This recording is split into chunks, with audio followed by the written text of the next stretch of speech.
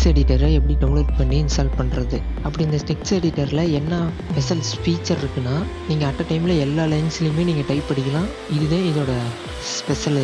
பார்த்தீங்கன்னா தெரியும். இப்போ வாங்க இது எப்படி டவுன்லோட் பண்ணி இன்ஸ்டால் பண்ணுறதுன்னு நம்ம பார்ப்போம். இந்த வெப்சைட்டோட லிங்க் வந்து டிஸ்கிரிப்ஷனில் கொடுத்துருக்கேன். அதை நீங்கள் கிளிக் பண்ணிங்கன்னா ஸ்ட்ரெயிட்டாக இந்த வெப்சைட்டுக்குள்ளே வந்துடலாம். கீழே கடைசியாக ஸ்க்ரோல் பண்ணி வந்தீங்கன்னா சப்ளைம் டெக்ஸ்ட் டவுன்லோட்னு ஒரு ஆப்ஷன் இருக்கும். அதை கிளிக் பண்ணிங்கன்னா உங்களுக்கு இன்னொரு பேஜ் லோட் ஆகும். அதில் பார்த்தீங்கன்னா உங்கள் ஆப்ரேட்டிங் சிஸ்டம் செலக்ட் பண்ணுறதுக்கு ஆப்ஷன் இருக்கும். நீங்கள் மேக்காக இருந்தால் நீங்கள் மேக் செலக்ட் பண்ணிக்கோங்க. நீங்கள் விண்டோஸ் இருந்தால் நீங்கள் விண்டோஸ் செலக்ட் பண்ணிக்கோங்க. நீங்கள் லினக்ஸாக இருந்தால் நீங்கள் லினக்ஸ் செலக்ட் பண்ணிக்கோங்க. நான் வந்து விண்டோஸ் தான். நீங்கள் அதை கிளிக் பண்ணிங்கன்னா ஸ்ட்ரெயிட்டாக டவுன்லோட் ஆக ஆரம்பிச்சிடும். நீங்கள் டவுன்லோட் பண்ண ஃபோல்டருக்கு போங்க. அந்த செட்டப்பை டபுள் கிளிக் பண்ணுங்கள்.